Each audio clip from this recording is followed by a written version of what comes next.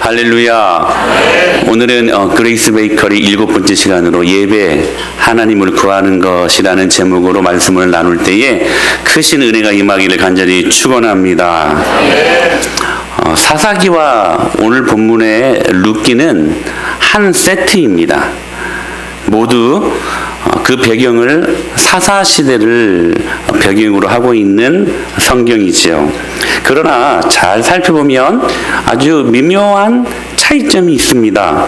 우선 사사기에는 삼손을 비롯한 걸출한 영웅들이 등장합니다. 그래서 하나님이 아니면 도저히 설명할 수도 믿을 수도 없는 기적들이 그 걸출한 영웅들에게 의해서 하나님의 일을 보이셨던 것이죠. 그런데 룻기에는 그러한 영웅이 등장하지 않습니다. 그저 평범한 소시민들이 등장할 뿐입니다. 또한 룻기에는 기적이랄지 이적 이런 기사 대신에 사람들이 십시일반하여 이삭 죽게 할 수 있도록 서로를 배려하고 격려하는 장면들이 더 많이 나옵니다. 굳이 비교한다면 오늘날 우리 시대에서 하나님의 일하심은 어떻게 나타나는가 질문한다면 사사기처럼 나타나는가 아니면 룻기처럼 나타나는가 우린 질문할 수 있다는 것이죠. 여러분, 우리 시대는 하나님이 어떤 영웅들의 특별한 능력을 보이며 일하시는 시대가 아니라 우리 같은 평범한 사람들을 통해 일하시는 시대라는 사실입니다. 때로는 사사시대에 나타나는 걸출한 영웅처럼 이 목사가 그렇게 존재하고 싶을 때가 있어요. 어떨 때냐면 삼손과 같이 힘이 세가지고 여러분의 모든 우리 양무리들의 문제를 해결해주고 할렐루야. 그런 탁월한 능력이 좀 있었으면 좋겠습니다. 그런데 이 시대에 룻기 시대와 같이 그저 평범하고 지극히 평범한 인물 아닙니까? 지극히 옆 주위를 한번 살펴보십시오. 막 삼손처럼 기드곤처럼 여러분 무슨 특별한 이적을 보이거나 특별한 능력을 보이는 사람들이 있습니까? 아니, 우리 모두가 평범한 사람들 아닙니까? 그러므로 오늘 이 시대는 어떤 면에서는 룻기 시대와 같이 우리 같은 평범한 사람들을 통해 하나님께서 일하신다라는 것입니다. 룻기 2장에 보면 특별히 그 평범한 소시민들의 이야기가 전개되고 있습니다. 바로 보아스의 본격적인 등장과 룻의 이야기가 바로 그렇습니다.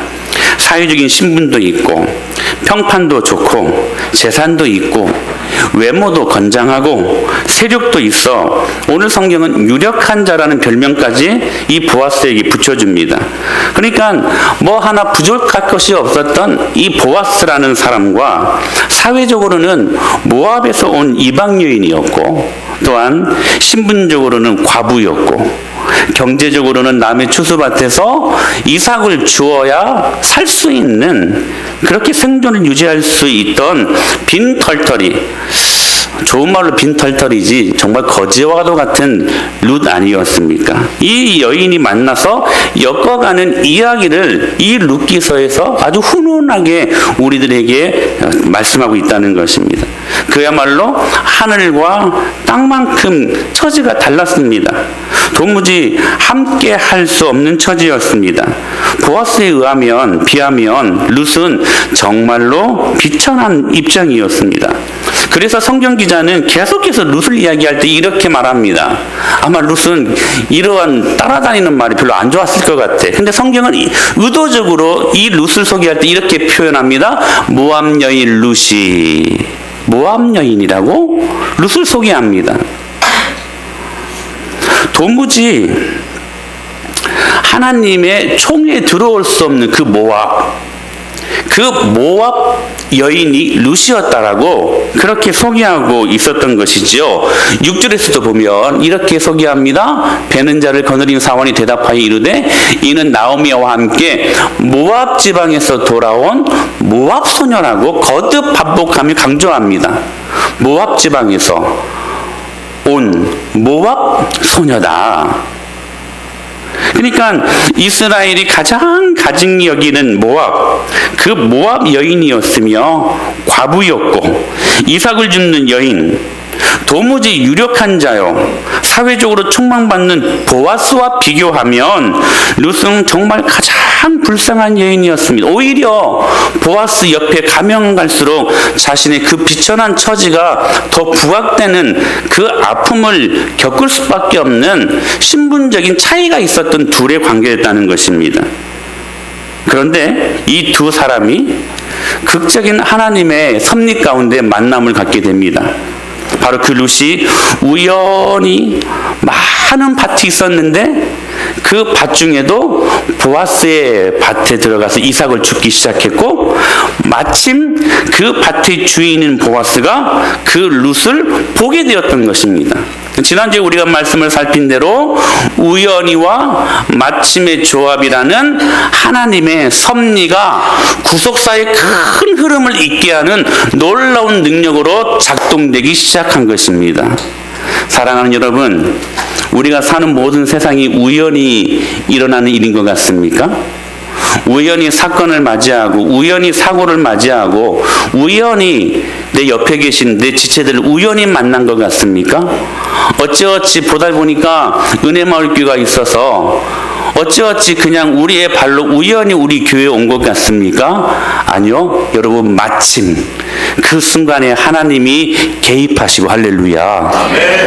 우연히처럼 일어나는 수많은 사건과 사고들 속에서도 마침 하나님은 그 사건과 사고를 통해 주님이 일하시고자 하시는 선한 하나님의 계획하에 우리를 불러주셨다는 사실입니다.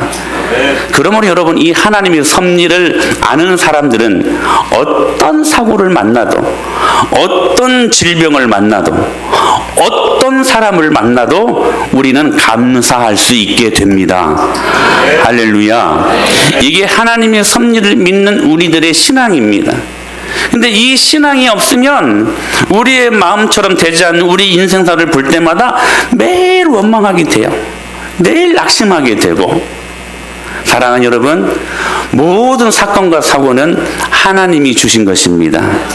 그러므로 예수 믿는 우리들에게는 우연이라는 단어를 사용하면 안 됩니다. 그래서 여러분, 지난주에도 우리가 말씀을 살폈던 것처럼 여러분, 우연이란 하나님께서 익명으로 하여 우리에게 베풀어 주기 위한 하나의 작은 기적입니다. 할렐루야. 그게 우연입니다. 하나님이 익명으로, 얼마나 멋진 표현입니까? 우리들에게 베풀어 주시는 작은 기적이 우연이라는 거예요. 그 우연이라는 그 단어마저도 하나님 섭리 안에 있다는 것입니다. 그렇게 보아스와 룻이 극적으로 만납니다. 그런데 여기에서 우리가 주목해야 될 단어가 있습니다. 바로 보아스의 모습이에요. 지금 그 지역의 유력한 자, 그러니까 모든 것을 다 가졌던 보아스, 그 보아스가 아무것도 없는 과부였고 모압 여인이었고, 지금 이삭 죽기를 통해서 근근히 생기를 유지해야만 했던 그 룻을 어떻게 대하고 있었는가 하는 것입니다. 우리는 이 보아스를 통하여서 예수님의 모습을 볼 수 있어야만 합니다. 할렐루야. 한번 볼까요? 보아스가 룻을 어떻게 대우하고 있었는지. 첫째로, 생계를 보장합니다. 우리 8절 말씀 읽어볼까요? 시작.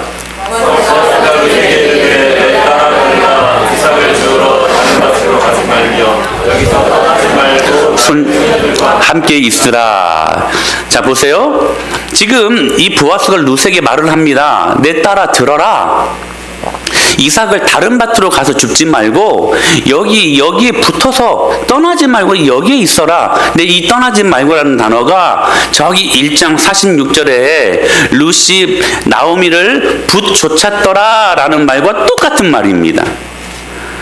그러니까 나를 붓 쫓아라 하는 말이에요.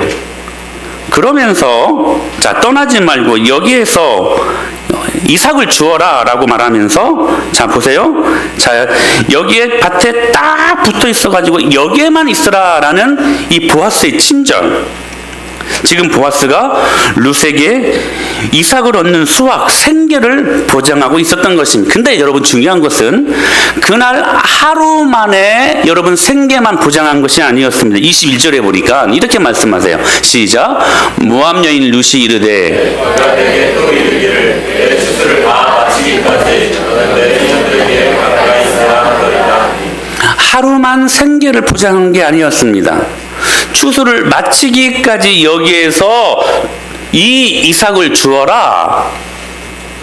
그러니까 추수를 마치기까지 많은 시간들 동안 생계를 보장하고 있었던 것입니다. 두 번째, 이 보아스가 룻을 어떻게 대우하고 있었냐면 8절에 보니까 신분을 보장합니다. 자, 처음에는 무엇을 보장했다고요? 생계를 보장합니다. 하루 만의 생계가 아니라 여러 날 동안 추수가 마치기까지 이 룻의 가정의 생계를 보장합니다. 근데 두 번째 보니까 신분까지도 보장을 합니다. 8절 같이 한번 보실까요? 시작. 보아스가 룻에게 이르되 내 딸아 들으라. 이삭을 주우러 다른 밭으로 가지 말며 여기서 떠나지 말고 나의 소녀들과 함께 있으라 라고 말씀하십니다. 그리고 9절에 보니까 시작. 그들이 베는 밭을 보고 그들을 따르라. 내가 그 소년들에게 명령하여 너를 건드리지 말라 하였느니라. 목이 마르거든 그릇에 가서 소년들이 길어온 것을 마실지라 하는지라 라고 말씀을 하십니다. 여러분 당시에 추수기에는 통상적으로 이런 그림이 있었어요. 그러니까 어떤 그림이냐면 이삭을 베는 사람들이 있었고, 그리고 베는 것을 묶는 사람이 있었고, 그리고 그 뒤에 멀찌감치 떨어져서 가장 나중에 이삭을 줍는 사람들이 있었습니다. 그런데 지금 보아스는 룻에게 나의 소년들과 함께 있으라, 그들을 따르면서 이삭을 주우라는 것이었습니다. 지금 보아스는 룻에게 그냥 이삭이나 줍는 제일 마지막에 멀찌감치 따라오는 한 부류의 사람으로 취급하지 않고 지금 보아스, 즉 자기 종의 그룹에 속한 사람으로 지금 룻을 격상시키고 있었다는 사실입니다. 즉 룻의 신분을 보장하고 있었던 것입니다. 특별한 권리를 부여하고 있었다는 사실입니다. 세 번째, 이 보아스가 룻에 무엇을 보장하냐면 바로 신변의 안정까지 보장합니다. 자, 생계를 보장했습니다. 그리고 신분을 보장합니다. 이제는 신변의 안전까지 보장을 합니다. 우리 9절 말씀 같이 한번 보실까요? 시작. 그들을 따르라. 내가 그 손들에게 명령하여 너를 건드리지 말라 하였느니라. 목이 마르거든 그릇에 가서 소년들이 길어온 것을 마실지라 하는지라. 당시에는 이 보리를 추수하는 그 시간들 동안에는 굉장히 건장한 남자들이 줄을 이루었기 때문에 그 들녘에서 어떤 일들이 일어날지 아무도 몰랐습니다. 계속 일만 해야 됐기 때문에 성적으로 굶주렸던 사람들이 여자를 보면 그냥 겁탈해도 말할 수 없었던 그러한 사회적인 구조를 갖고 있었습니다. 그래서 보아스는 아주 정밀하고 세밀하게 이 룻을 취급하는 것을 보게 돼요. 어떻게 말합니까? 내가 그 소년들에게 명령하여 너를 건드리지 말라 말하였다 라고 신변의 안전을 보장합니다. 자, 보세요. 룻은 거지였습니다. 누구 하나 그를 대변할 만한 어떤 보디가드도 없었고 책임자도 없었습니다. 누가 건드려도 말 못할 사회적인 약자였습니다. 그런데 보아스가 이제는 생계뿐만 아니라 신분뿐만 아니라 여러분 신변의 안전까지 보장하게 됩니다. 이게 보아스였어요. 아무것도 기댈 것 없는, 때로 억울한 일을 당할 때도 하소연할 길이 없는 이 룻을 너희들 건드리지 말라 라고 소년들에게 명령한 것이죠. 룻의 그 신변, 육체를 아름답게 보장하고 있었다는 사실입니다. 그리고 이어서 9절 마지막에 보면 목이 마르거든 그들과 함께 마셔라 마실지니라. 여러분 이삭을 줍는 여인이 일꾼들이 힘써 길어온 이 물을 마실 권리는 전혀 없었습니다. 그런데 목마르거든 마시라고까지 말함으로써 룻에게 또한 권리까지 보장하게 되어집니다. 이게 보아스였어요. 얘들아, 보아스와 같은 남자를 만나야 된다. 아멘 크게 해라. 믿은 대로 된다. 네 번째로 이 보아스는 룻을 식탁의 자리까지 초청합니다. 우리 14절 볼까요? 시작. 식사할 때 보아스가 룻에게 이르되 이리로 와서 떡을 먹으며 내 떡 조각을 손에 찍으라 하므로 룻이 곡식 빼는 자 옆에 앉으니 그가 곡식을 주매 룻이 배불리 먹고 남았더라. 자, 이야기하죠. 와서 떡을 먹으며 내 떡 조각을 초에 찍으라. 식탁의 자리로 초청합니다. 자, 보세요.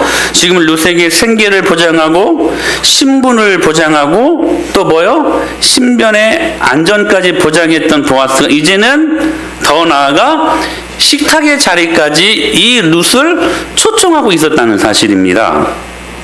여러분, 오늘 성경의 무대가 되는 팔레스타인 문화에서는 함께 밥상을 나눈다는 것은 제가 언젠가 한번 말씀드렸었죠.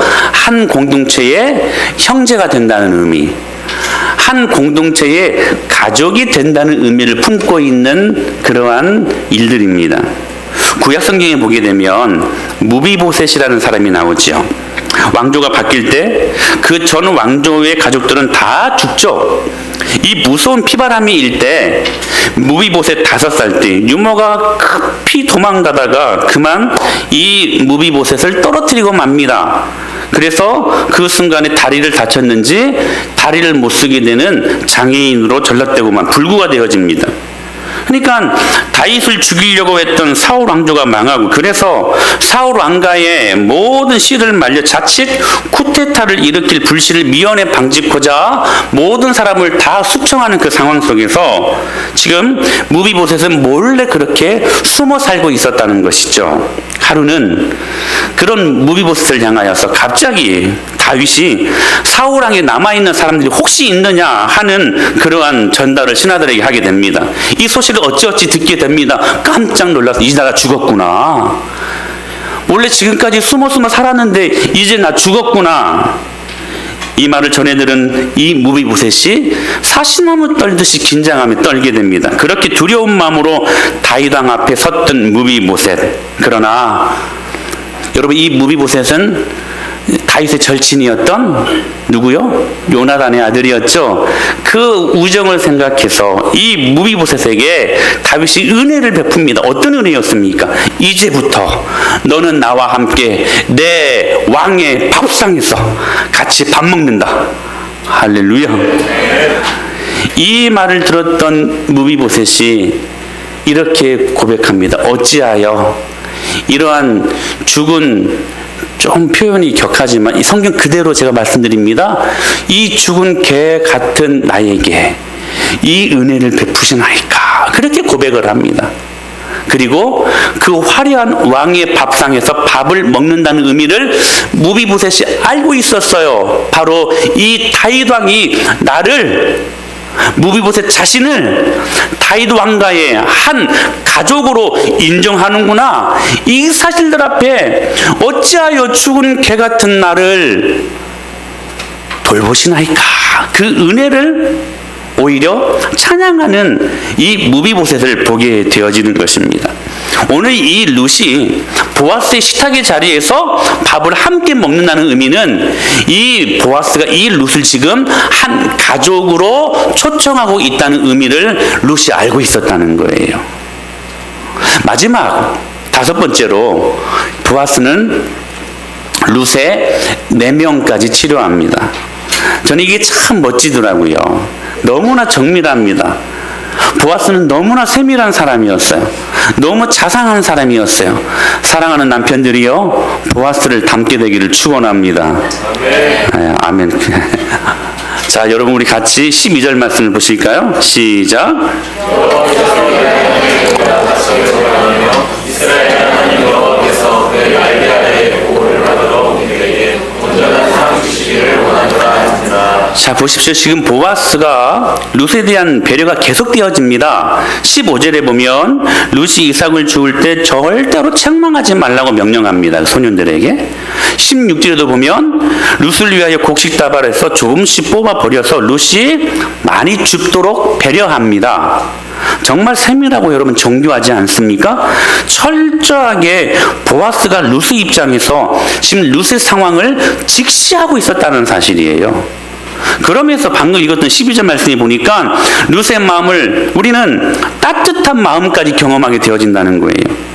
여호와께서 네가 행한 일에 보답하기를 원하며 이스라엘 하나님 여호와께서 너의 날개 아래에 보호를 받으러 온 내게 온전한 상 주시기를 원하노라 하는지라. 이 따뜻한 말 한마디가 그간 받았던 룻의 모든 서름과 마음의 상처가 이 한마디로 완전히 치유되는 순간이었습니다. 사랑하는 여러분, 남편들의 따뜻한 말 한마디가 아내를 살립니다. 아멘. 남편들을 하나님께서 이 보아스와 같이 세워주시기를 간절히 축원합니다. 근데 그 결과 어떠한 일들이 일어났는가?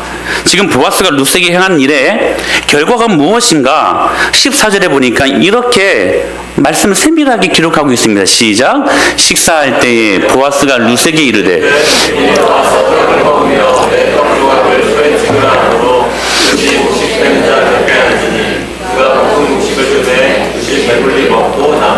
룻이 배불리 먹고 남았더라 라고 말씀하십니다. 지금 이 표현은 육체적인 배고픔뿐만 아니라 모든 허기진 영적인 배고픔도 지금 충분하게 지금 채움받았다라는 표현입니다. 그리고 17절에 이렇게 말씀하세요. 시작. 룻이 밭에서 저녁까지 죽고 그 죽은 것을 떠니 보리가 한 에바쯤 되는지라. 여러분 보십시오. 한 에바, 즉 여자가 하루에 이삭을 주울 수 있는 양은 당시에 200g 정도 되었다고 합니다. 여러분 200g에 10배가 어떻게 돼요? 2kg가 되겠죠. 근데 여러분 이 한 에바는요 20kg에 해당하는 양입니다. 그러니까 평상시 이삭 죽게 하는 여인들이 얻을 수 있는 그 보리, 그러니까 이삭을 지금 몇 배를 받은 거예요? 지금 더 얻은 거예요? 100배를 받은 것이죠. 20kg 정도 한 에바를 주었으니까. 그러니까 충분히 매우 많이 주었다는 것입니다. 그래서 오늘 부모님 말씀하시는 것처럼 배불리 먹고 남았더라. 할렐루야. 여러분 어떤 사건을 연상하는 말과 같습니까?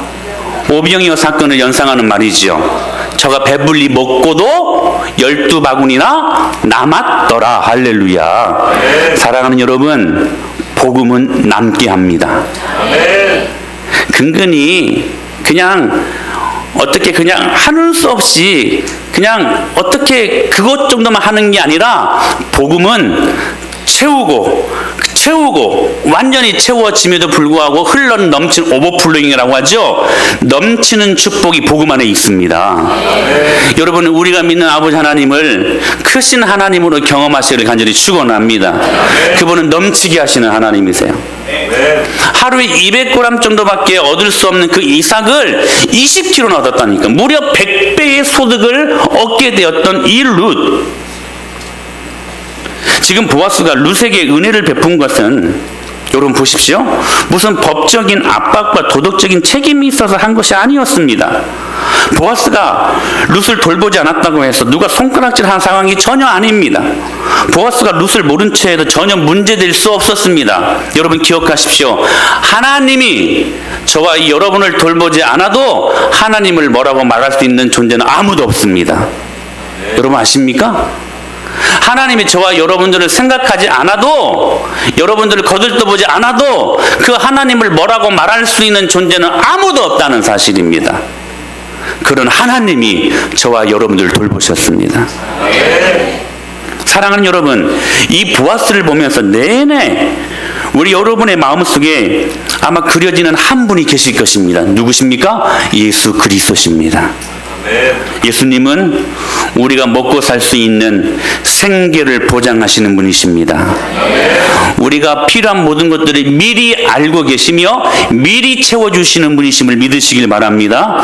예수님은 실존하시는 분이시고 그 예수 그리스도를 믿을 때에 우리는 실제를 살게 되어지는 것입니다. 하나님의 백성으로 그 예수님은 살아갈 수 있는 거룩한 신분을 우리에게 보장하고 계심을 믿으시길 바랍니다. 또한 손해되거나 결코 우리가 악한 것들에게 다치지 않게 하기 위해 우리의 신변의 안전을 보장하고 계시는 분이심을 믿으시길 바랍니다. 우리를 그분의 식탁의 자리로 초대하셔서 하나님 가족됨을 선포하시고, 여러분 여기서 말씀하는 식탁의 자리는 뭐예요? 성대한 진리, 복음의 말씀의 자리가 식탁의 자리입니다.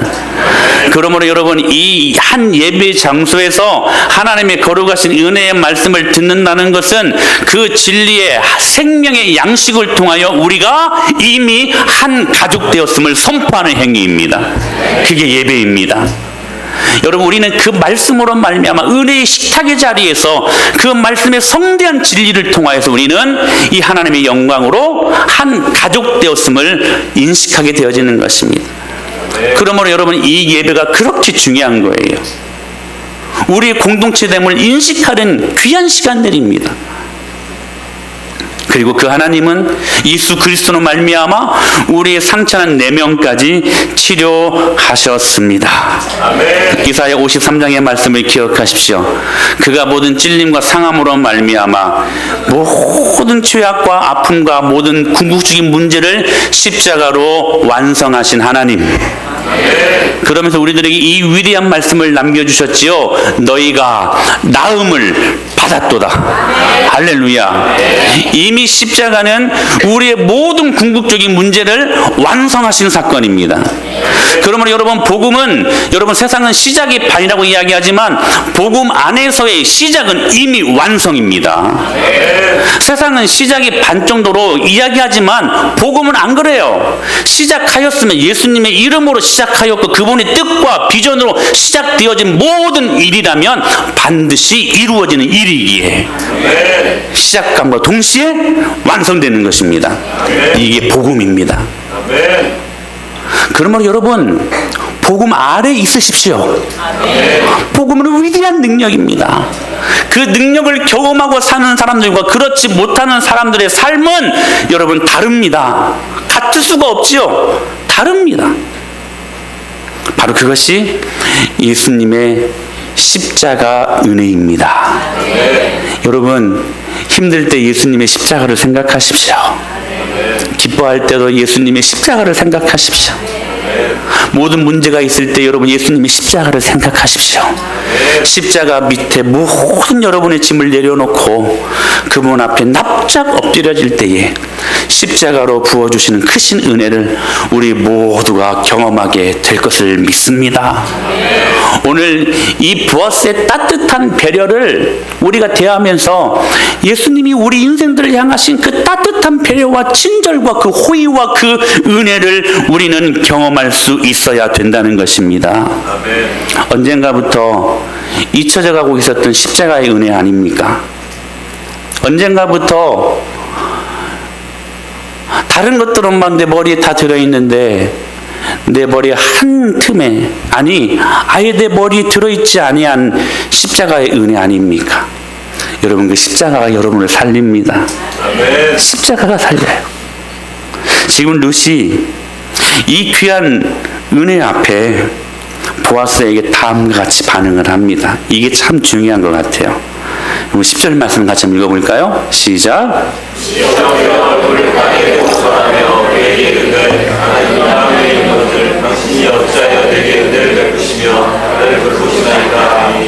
마치 무비보셋이 다윗에게 말했던 것처럼 그가 절하여 이르되 이 종이 무엇이기에 어찌하여 왕께서 죽은 개 같은 나를 돌보시나이까?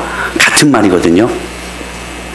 특이한 표현이 있는데 여기 루시 보아스에게 지금 엎드려 땅을 얼굴에 대고, 얼굴을 땅에 대고 지금 절한다라는 것은 왕이나 지금 신에게 취하는 그런 예배의 모습입니다.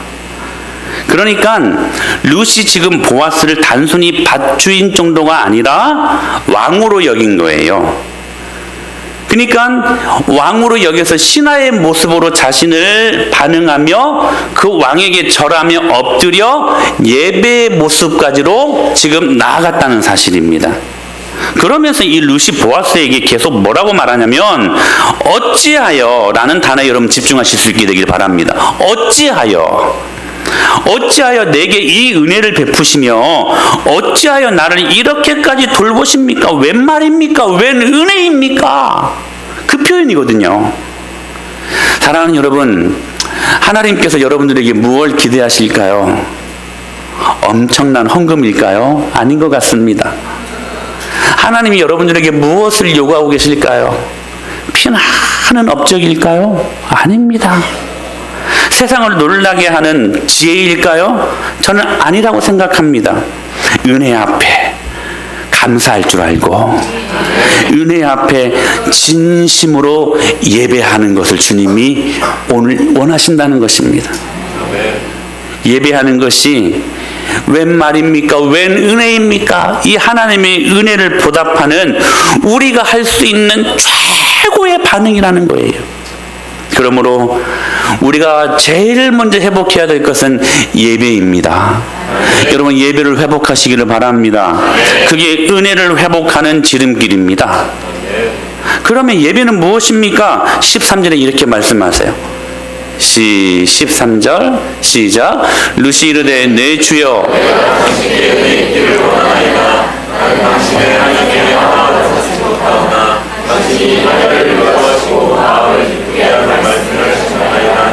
자, 보십시오.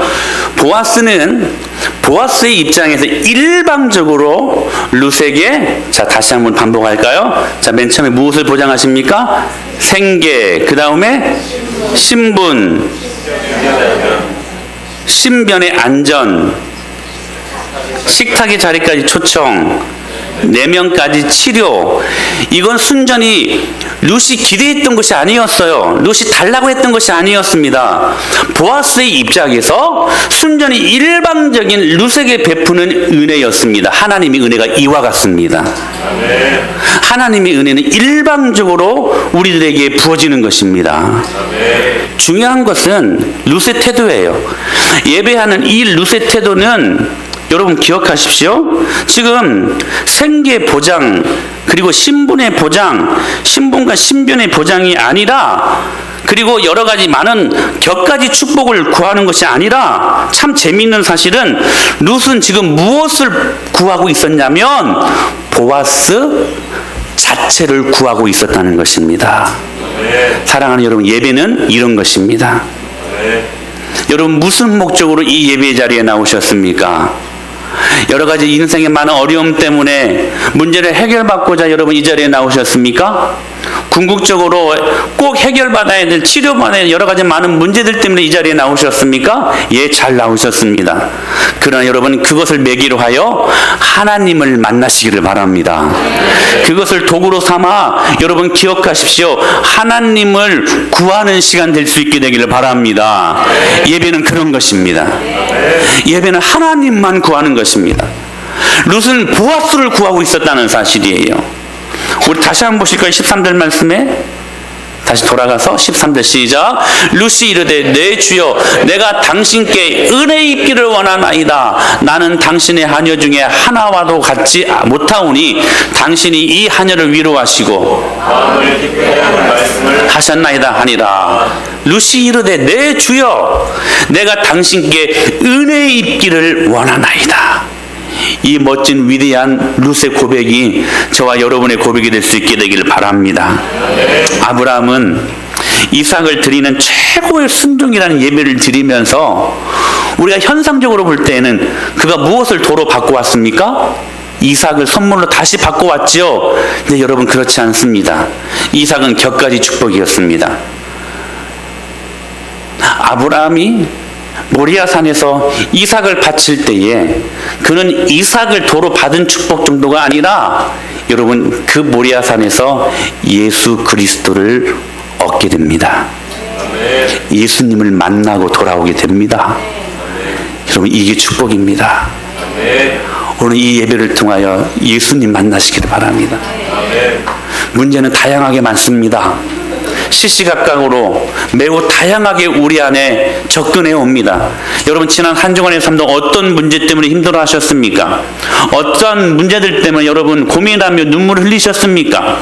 어떠한 문제 때문에 여러분 한숨 쉬셨습니까? 문제는 굉장히 다양하게 시시각각으로 변하는 것들로 다가옵니다. 그러나 여러분 기억하십시오. 답은 하나이니 예배를 통하여 주님 만나면 될 줄로 믿습니다. 이게 우리 인생들에게 궁극적인 축복이라는 사실이에요.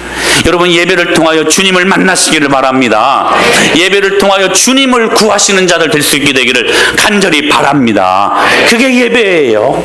그게 순수한 우리들이 주님 앞에 그 일방적인 호의와 은혜 앞에 반응할 수 있는 우리들의 모습이라는 거예요.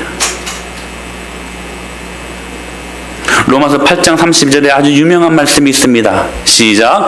자기 아들을 아끼지 아니하시고 우리 모든 사람을 위하여 내주시니가 어찌 그 아들과 함께 모든 것을 우리에게 주시지 아니하겠느냐. 여러분, 이 말씀은 굉장히 패러독스, 역설적인 표현입니다. 우리는 이 말씀을 여러분 대면할 때에 어떤 단어에 여러분 집중하며 이 말씀 읽는 것을 습관으로 갖고 있습니까? 이렇지 않습니까? 그 아들과 함께 모든 것을 우리에게 주시지 않겠느냐. 할렐루야. 우리가 이 모든 것에 지금까지 초점을 맞춰서 이 말씀을 읽지 않았습니까? 근데 정말로 이 말씀에 우리가 초점을 맞추어 집중해야 될 단어는 자기 아들을 아끼지 아니하시고 우리 모든 사람들을 위하여 내주신 그 하나님, 할렐루야. 여러분, 거기에 우리의 초점을 맞출 수 있는 이 말씀입니다. 즉, 이 말씀 무슨 말씀이냐면 아들을 아끼지 아니하시고 우리 모든 사람들에게 다 모든 것들을 내어주신 그 하나님 말고 무엇이 더 필요하냐, 이 말이에요. 여러분, 굉장히 여러분 역설적인 표현이에요. 여러분 기억하십시오. 저와 여러분들이 받은 것은요, 여러분 너무나도 귀한 것들입니다. 할렐루야. 여러분들이 받은 축복을 간과하지 마십시오. 우리는 그 하나님의 아들 되시는 예수 그리스도를 소유한 사람들입니다. 이것 말고 뭐가 더 필요하겠느냐라는 말씀이에요.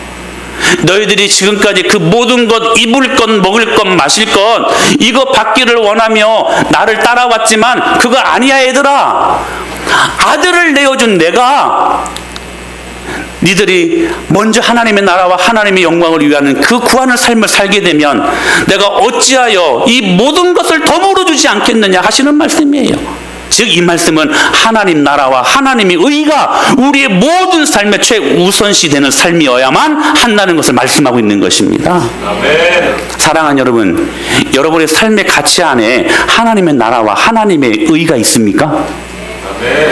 교회의 비전이 여러분의 가정의 비전이 되어가고 있습니까? 아멘. 할렐루야. 아멘. 저는 우리 은혜마을교회가 이것이 여러분 가정 안에 이루어지고 있음을 확인할 수 있음이 너무 감사해요.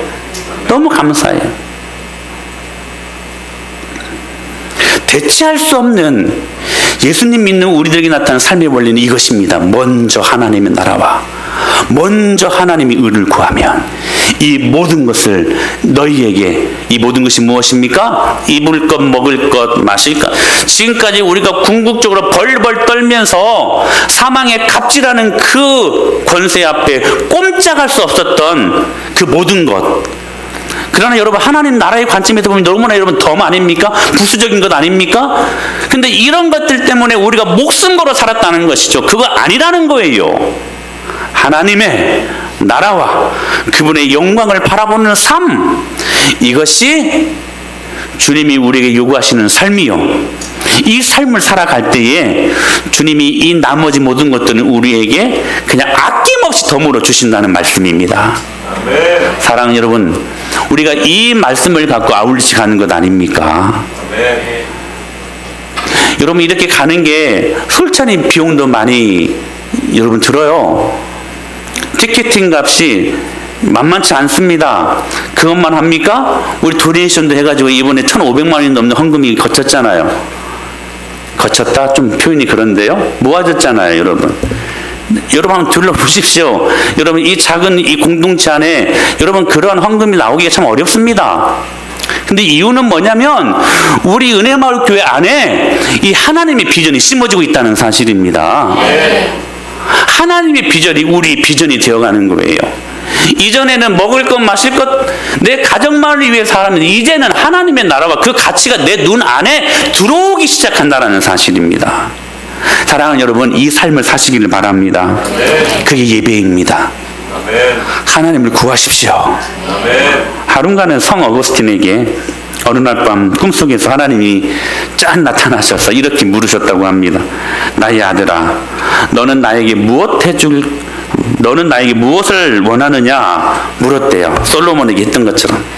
사랑하는 아들아, 내가 너에게 무엇 해주기를 원하느냐. 저 그런 꿈을 한번 꿀 수 있게 되면 참 좋겠습니다. 그때 이 어거스틴이 이런 말을 했대요. 주님, 저는 아무것도 원하지 않습니다. 다만 주님만 구합니다. 다만 주님만 저에게 주시옵소서. 여러분, 이 위대한 고백이 저와 여러분의 고백이 되었으면 좋겠습니다. 선교의 장을 열었던 침첸도르프 백작도 그의 귀족 출신의 신분과 집안의 좋은 배경을 다 버리고 그리스도의 복음을 전하기 위해 맨발로 거리를 뛰어나가며 이런 말을 남겼다고 합니다. 내 야망은 오직 한 분 그리스도뿐입니다. 여러분, 이 멋진 삶이 저와 여러분의 삶이 될 수 있게 되기를 바랍니다.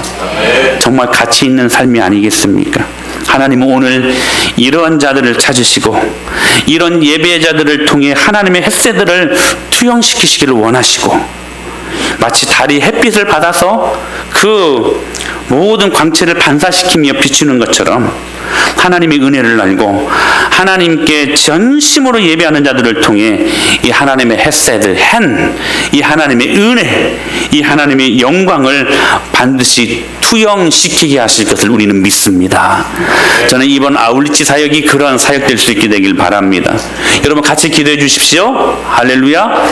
이번 우리 아울리치의 코드는 기쁨입니다. 여러분, 이 기쁨의 어간이 뭐냐면 조회입니다. 조회, 생명이라는 말이죠. 근데 이 조회가 파생된 단어가 뭐냐면 조이라는 단어입니다. 기쁨이라는 단어예요. 예수 그리스도의 생명이 우리 안에 있으면 그 은혜의 기쁨을 머금고 살아가게 되어 있다는 것입니다. 아멘. 예수 그리스도의 생명이 여러분 안에 있습니까? 아멘. 할렐루야. 아멘. 기뻐하십시오. 아멘. 이 예배를 통하여 주님을 만나는 자들에게 기쁨이라는 선물을 허락하셨습니다. 여러분, 이번 아울리치 사역이 이렇게 기쁨으로 존재하는 사역 될 수 있게 되길 바랍니다. 여러분, 일본인들은 가보면 알겠지만 우리보다 더 잘 살아요. 정말 좀 거짓말 보태서 종이 하나가 없습니다. 정말 깨끗한 나라예요. 우리나라처럼 무슨 이렇게 불법 주차가 있는 것을 한 건도 못 봐. 한 건 좀 봤네요. 보니까 우리나라 차더라고요. 여러분 보십시오. 정말 깨끗한, 우리보다 보면 더 잘 사는 나라예요. 근데 중요한 것은 뭐냐면 그들에게 얼굴에 기쁨은 없습니다. 보시면 알 거예요. 경제적으로 부유합니다. 모자랄 것이 없는 나라예요. 그런데 여러분, 채워지면 채워질수록 우리는 기쁠 것 같잖아요. 세상의 것들로. 그렇지 않습니다. 그들의 얼굴은 기쁨이 없습니다. 그래서 우리가 여러분, 기쁨이라는 생명을 갖고 가는 것입니다. 아멘. 우리가 그곳에서 예배할 때에 주님은 그 생명을 그들 가운데 기쁨으로 정화시키시길 우리 믿습니다. 아멘. 여러분, 이 일들을 위하여 기도해 주시기를 바랍니다. 아멘. 성교의 한 획을 그을 수 있는 이 위대한 야망을 갖고 우리가 이 귀한 사역에 헌신할 때에 주님께서 부어주시는 놀라운 축복을 오늘 우리에게 허락하실 것을 믿습니다. 우리 그렇게 예수님 한 분만 예배하는 자를 될 수 있게 되길 바랍니다. 우리 그렇게 예수님 한 분만 구하는 저와 여러분이 될 수 있게 되길 바랍니다. 우리 이렇게 아울리치 저 일본 땅에서 저 이뤄진 하나님의 땅 안에서 다시 하나님의 이름을 회복하고 예수 그리스도의 놀라운 능력을 선포할 수 있는 그러한 거룩한 예배가 회복되어지는 복된 시간 될 수 있게 되기를 살아계신 예수님의 이름으로 간절히 축원합니다. 아멘.